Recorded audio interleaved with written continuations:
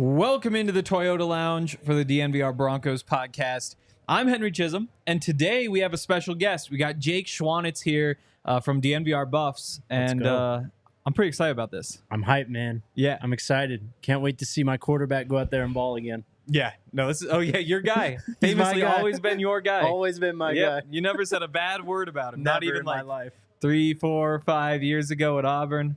Nope. Never. It's kind of fun because I think the first time we really met was doing the draft podcast. Mm-hmm.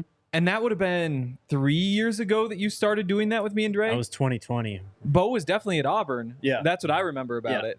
Because we had a lot of heated Bo Nix discussions back in the day. I made a lot of money off Bo Nix back then. Yes. But the new Bo Nix has been a lot better than the Auburn version of the Bo Nix, which is going to be fun to talk about, fun to watch tonight. And the first thing that we are actually going to do today is talk about Bo Nix. Bet you guys couldn't see that coming. But we're going to build a list. We're going to come up with 5 things that we want to see from Bo Nix tonight. And then after the show, we're going to jump back in and see how he did. So this list, it can be as vague as we want. Mm-hmm. It could be as specific as you want. It could be stats. It could be kind of bigger picture things. But where does your mind go to first when I say this? First, I go to how comfortable, how poised he looked last week. Yep. I mean, the experience shined through, however many games it was in college, 60-some. That really shined through. His command of the offense. You didn't really see him, rush himself, maybe a little bit early on, but, after those first couple throws, he really settled in and just had total command. Yep. No, I totally agree.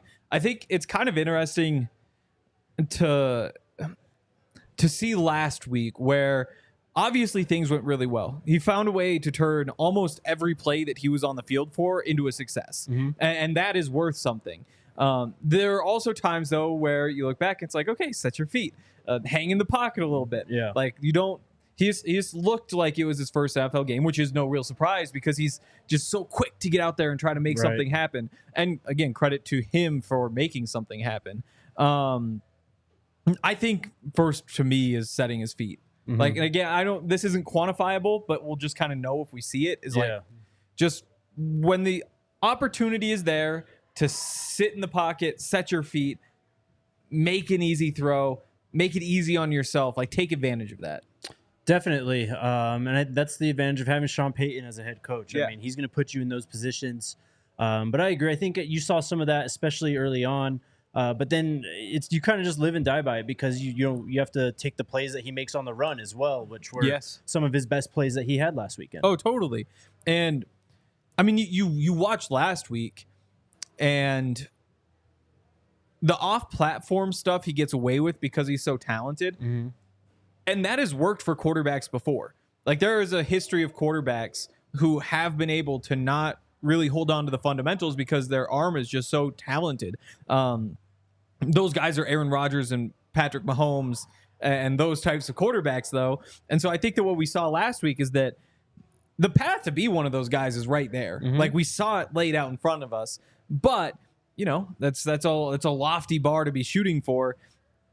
And you can make things so much easier if you just hang in there, deliver the ball when you get the opportunity. Yeah. I just say set your feet, but set his feet. That's fair enough. Improved footwork. Call it improved footwork. That's an easy one. I mean, and it's almost like being more efficient rather than being improved because, again, it's not like you look at it and it's broken and it's like the ball's sailing 5 yards over his head or something, like he's still on target for the most part, or was on target for the most part last week. So, it's just consistency, and it's a young guy, I mean, he's so experienced from his play in college, but it's a different level now, obviously, and he fit in, but you need to see him make strides as well. Yep. I've got another one here on my list. Okay. Let me know if you think this is too lofty. 100 passer rating tonight? No, why not? I think because the reason I get a little bit scared of it is because he played a great game last week. 15 to 21, 125 yards, a touchdown, no turnovers. That was like a 103. Yeah, 102.3. 102? Yeah. I mean, it's like you're really asking him to replicate what he did last week. I know, and so I do kind of get what you're saying there.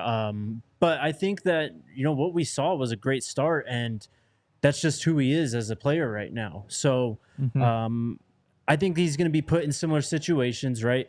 He's going to get, the start and everything. So we'll see how he kind of handles that, whether because really what I'm looking for is how calm he is at the beginning. If he can reach that level that it was reaching, towards like his second or third drive, like right off the bat, that's I think really when you see the strides and you can say, okay, he improved from last week to this week.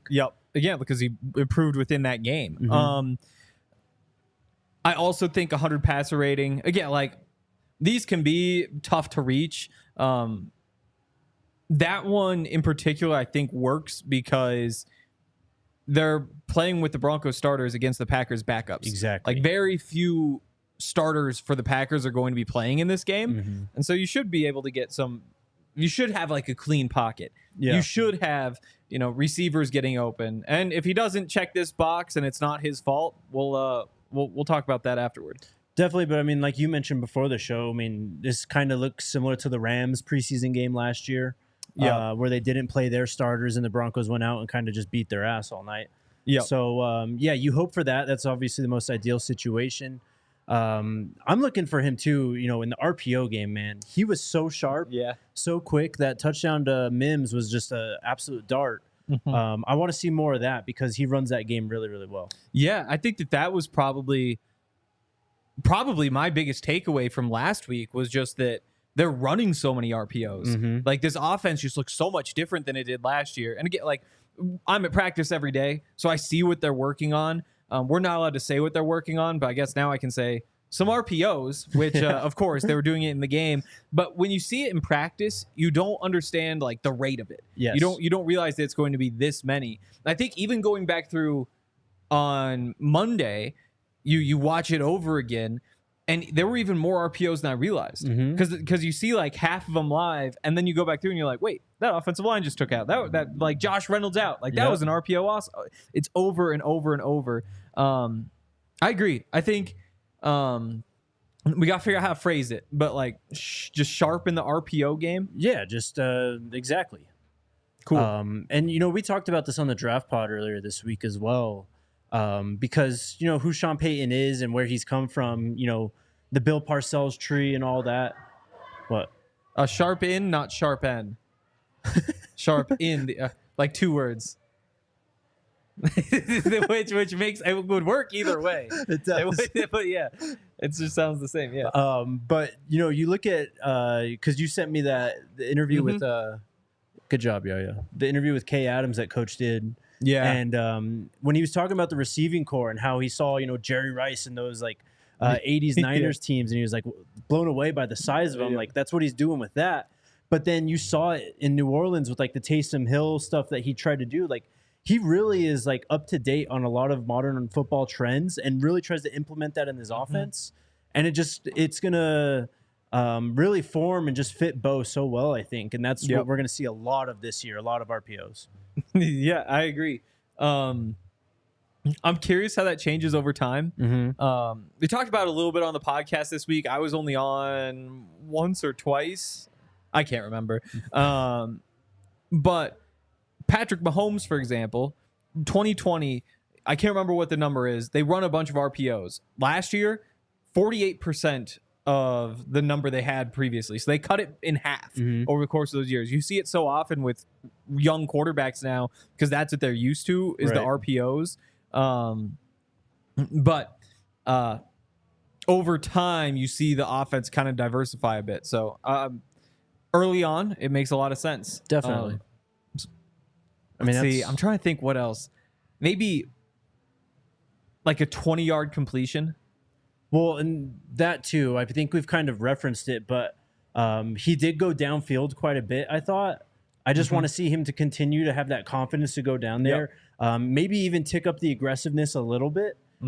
Just see if what he can do. Really, I mean, why not? It's a preseason game. Kind of unleash him and see really what you have in this opportunity. Yeah. No, I think we need something like that, like 20 yards in the air, maybe. 20's a good number for that, I think. Yeah, I mean that's a chunk play. It's a big play. And we got one more left. Like we could go something with, the legs or hard count or I don't know. The last one's tough. Well, okay. So, and another thing, like this is why he progressed so well at Oregon too, was he didn't really put the ball in harm's way. So, we have aggressive up there. Complete a 20-yard pass down the field, but I loved his decision making last week. And he felt his pocket presence really good too. Maybe we could go there. I agree. Yeah. So he was able. He knew the right times when to scramble out. We didn't really see him run too much. What was it? It's only 17 yards. So yeah, the longest was an 11-yard rush last week. So just maybe more playmaking with his legs. Yeah.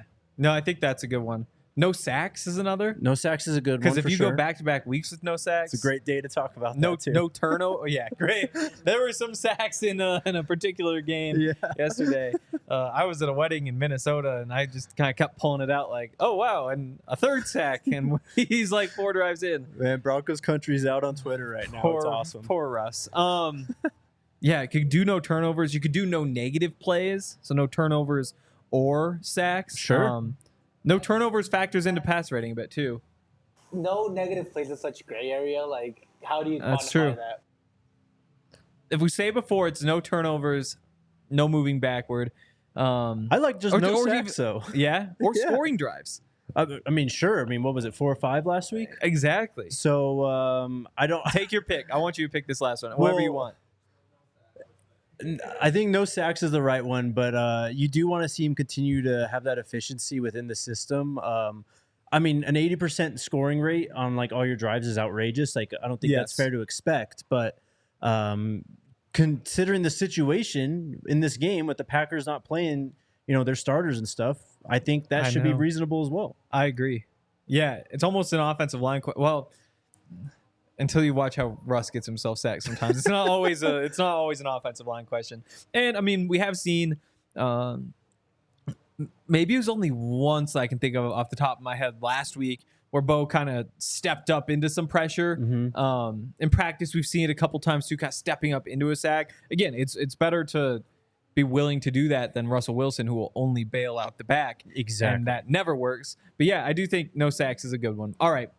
We've got our list. Before we move on to talking about the other quarterbacks, the rest of the team, is there anything else that you want to get off your chest when it comes to Bo?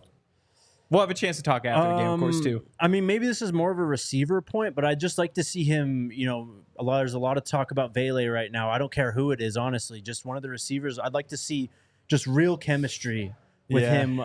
Sounds like no Vele today. Okay. Late update. We thought that he was going to be good to go, but he is. Somebody said he's on the sideline. A minor injury. Okay. But either way, if it's Reynolds, if it's Mims, if it's Court, whoever it is, I just want to see him, really show how comfortable he is, and maybe a scramble drill just on the same page with someone, like that type of stuff. Yeah, I think so too. I think, again, I think no turnovers is also a big one now that I think of it. Just because if you go through 2 games, even if they're not full games, and you don't have any turnovers, I think that's really easy to get excited about, because we all know that Bo did a good job avoiding turnovers last year at Oregon. 45 touchdowns, 4 interceptions. That's probably not going to happen in the NFL. Like, I'd be curious if there's ever been a 45-4 season, or better, in the history of playing quarterback in the NFL. I think Rodgers had one year where he was around like 40-3 or something. Yeah, but it's super that's who rare. came to mind. But again, like we mentioned it with the off-platform stuff. Like, that might be sustainable. Yeah, it has been for Aaron Rodgers. Like, 45-4 might be possible if you're Aaron Rodgers. Well, look, this was the conversation about Caleb coming out too, and he just went out and did the same thing he was doing at USC yesterday. So well, and I think that's kind of what we've seen from most of these guys. I agree. I mean, same with Penix, like super accurate. Like, it was the same thing I saw. JJ I thought looked really good too before the injury stuff. Bo Nix's last game, he looks just like Oregon Bo Nix. Yep. Like, I think sometimes you go through the draft process and you talk about like you're almost just like getting this lottery ticket, and there is obviously some aspect to that. Like it's just a total gamble. What is he going to be? More often than not, he just does the same thing that he did before. And again, you're doing against bigger, stronger, faster. So sometimes things don't translate, but he did look the exact same. So yeah, I think if he goes through this, that's going to be, to me, the big thing for him this season, based on what we've seen. Because all that off-platform, all that playmaking, the ability to move the chains, the red zone abilities, all of that is there. But if you turn the ball over, then all of a sudden you're kind of just another rookie quarterback. You know, you've kind of seen that, whether Jay Cutler, Drew Lock, guys around the league. Like, if you can avoid those... only 3 picks last year. We screwed that one up. Thanks, Mike. Yeah, I think that you could really start to see how the Broncos could surprise people this year. No, I agree, man. I mean, really, it's just hearing how Sean Payton has felt about Bo since he's shown up after the draft, and it just keeps getting me more and more excited, and I keep on looking at that win total. Is it still at 5.5, or have they bumped it 5.5. I mean... Same as the Buffs, which is kind of fun. I know. Yeah, maybe parlay them. I know, parlay them. Yeah. All right. Other quarterbacks? Any real big notes? Because I know you just went back through and watched that whole game. Yeah. We can start with Stidham real quick. I thought he was fine. You know. Yep. Slightly above average. You know, he made the right throws, not made any mistakes. Of course, the Samaje interception counts against him. But if you watch the play, you obviously know what happened. So. Kind of, I'd like to see him, you know, we saw what we saw last week, and Bo looks like he's headed towards being named the starting quarterback. Yes. I'd like to see Jarrett kind of step up and, like, make his case still be known tonight. You know, I think we all want Bo to be the starter. That should be the plan going into this year. Way more fun. Of course, but I want to see, you know, Jarrett look good. I still want to see him be aggressive. I want to see him go downfield a little more and not just take the open throw just to do it. I mean, you're in a competition right now. Like, might as well like put it on the line. I think we saw a little bit of that practice this week. Okay. I think we definitely saw it with Zach Wilson as soon as he was exclusively working with the threes. All of a sudden, he's just chucking the ball downfield, and he looks like the good version of himself all of a sudden because he's not playing like pretending he's Jarrett Stidham, because that just doesn't work for him. I think Stidham too. There should be a little bit of a load lifted off of his back. I'm excited to see more of him because I think Sean said before the preseason that the first game would be about 15 to 18 plays for the starters. Same thing week 2. Week 3, up in the air. They'll kind of see what they need to do.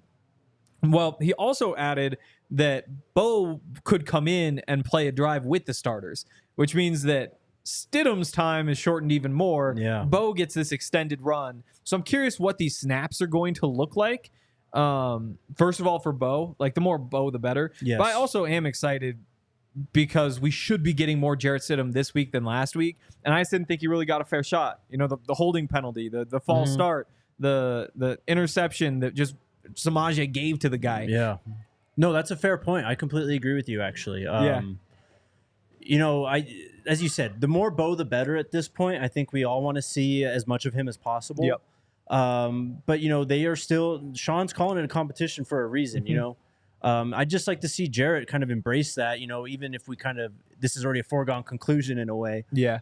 Just to see him embrace it, because you never know in this league. And, you know, as the chat pointed out earlier, a lot of people said this is the worst quarterback room in the NFL. So let's go see them out there, go out there and prove the doubters wrong. No, I even, again, I was on flight this morning back from Minnesota, and I was listening to, I think it was the Ringer podcast, and they were doing, it was a team draft. So you draft all teams, and whoever's list of teams has the most wins, they win at the end of the year. And even they were saying, like, I can't remember who they were talking about, but they were talking about Russell Wilson and saying, like, yeah, they did that, but they did it with Russell Wilson, and Bo Nix is much worse. That's what they were saying. Like, they were talking about, there was another quarterback. Somebody was saying, like, yeah, this guy might be the worst quarterback in the NFL. I think it might have actually been the Raiders with Gardner Minshew. And there was like, well, yeah, like, don't say that, though. Like, Bo Nix exists. Right. Like, and you see that nationally, especially, like, people really do not like this quarterback room. And I personally, I do like it. I think it makes a lot of sense in a lot of ways. I think Sean has hinted at the fact that they all play so similarly. And so if you ever needed to, you could plug somebody in, and it should be pretty seamless. I think again, with Bo hopefully just running with his job, that doesn't matter quite as much. But in a world in which Jarrett Stidham gets the start, well, then all of a sudden, like, you could throw Zach Wilson in if you need to. You could let these guys kind of see what they can do. It's more of like a college situation where you actually play multiple guys.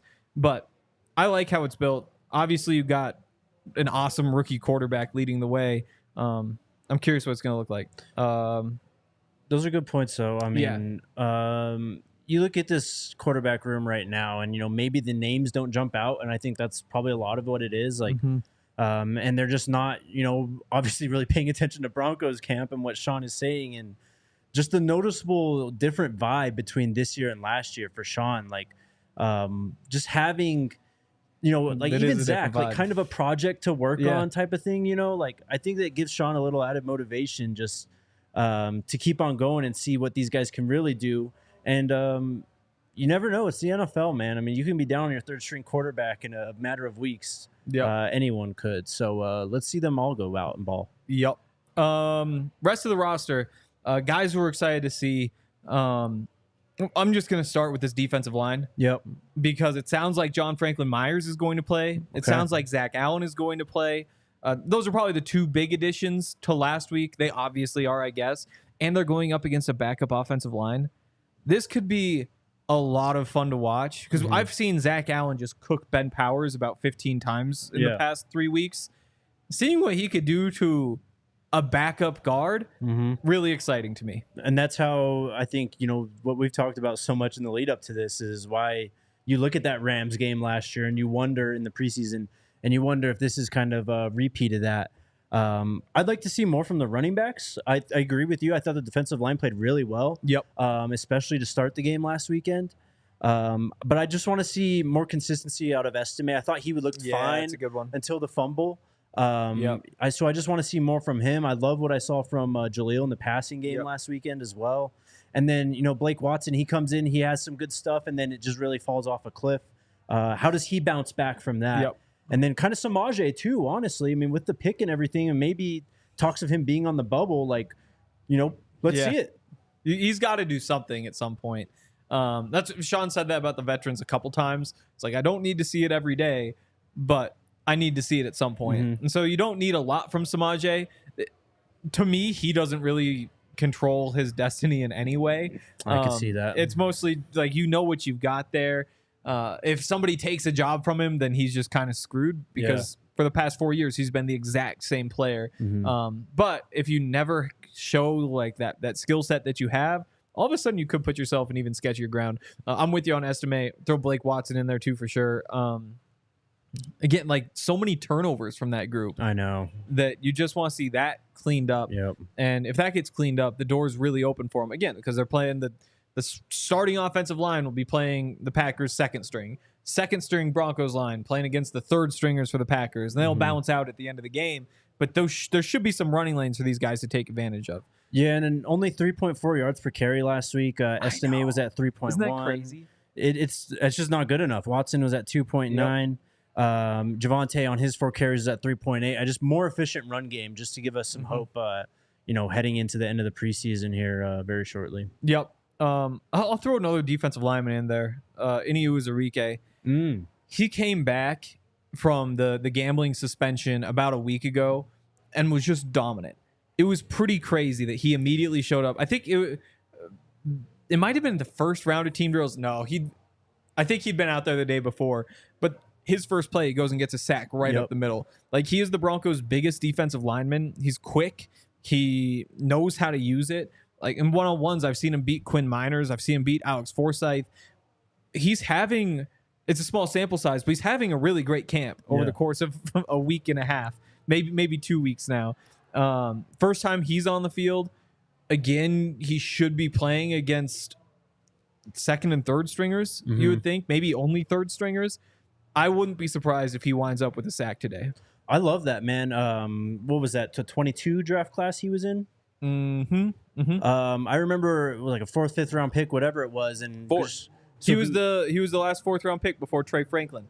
And so you can think about how people see Troy Franklin. Yeah, that's how you should kind of be seeing any. And again, it's different because he took a year off.